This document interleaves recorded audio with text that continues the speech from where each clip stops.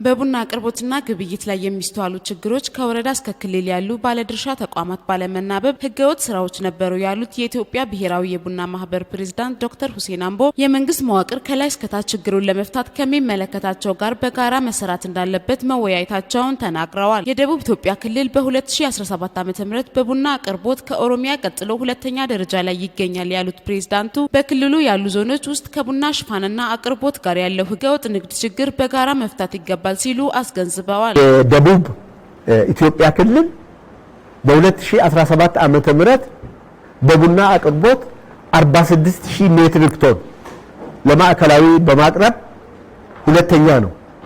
ኦሮሚያ 360000 በማቅረብ አንደኛ ነው።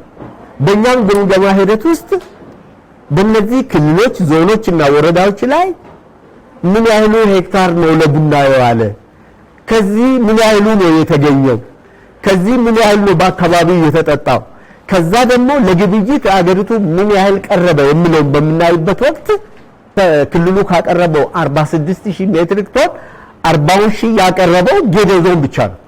ሌሎች የተቀሩት 6000 ሜትሪክ ቶን ነው የቀረበው። ይሄ ለማዕከላዊ ገበያ አልቀረበም። የት ነው የሄደው? ህገወጥነት ላይ ነው የተሰማራ ማለት ነው።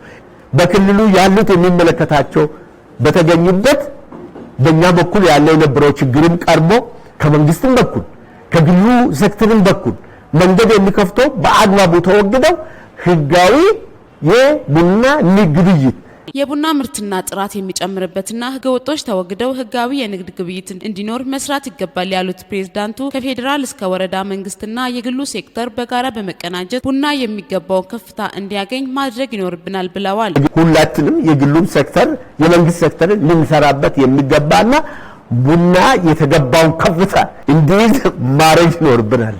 ክልሉ ለማዕከላዊ ገበያ ካቀረበው 46000 ቶን ቡና 40000 ቶኑ ከጌዴኦ የተላከ ነው ያሉት የጌዴኦ ዞን ቡናና ቅመማ ቅመም ጽህፈት ቤት ኃላፊ አቶ አማኑኤል ወርቁ በጋራ ተቀናጅቶ መስራት ምርታማነትን የሚጨምሩ ፓኬጆች ላይ ትኩረት መደረጉ ለዚህ ስኬት እንዳበቃቸው ገልጸዋል። ይህም የሀገሪቱን ኢኮኖሚ ለማሳደግ ያለው ድርሻ ከፍተኛ መሆኑንም በመጠቆም እንደ ክልል 46000 ቶን በላይ ነው ለማዕከላዊ ገበያ ያቀረበው። ከዛ ውስጥ 40000 ቶኑ የጌዴኦ ዞን ያቀረበው ነው።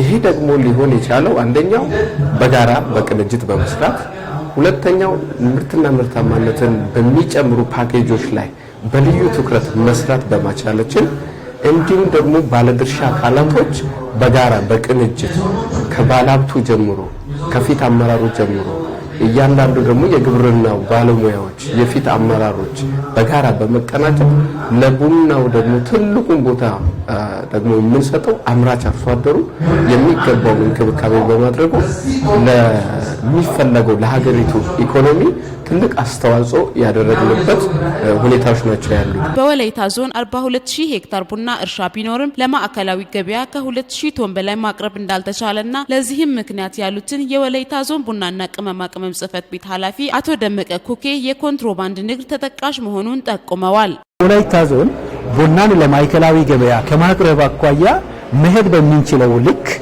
በብዛትም በጥራትም እየሄድን አይደለንም። መነሻው መሰረታዊ ምክንያት ምንድነው ተብሎ ሲገመገም አንደኛው ከኮንትሮባንድ ወር ከህገወጥ ቡና ንግድ ዝውውር ጋር ተያይዞ ያለው ጉዳይ ነው።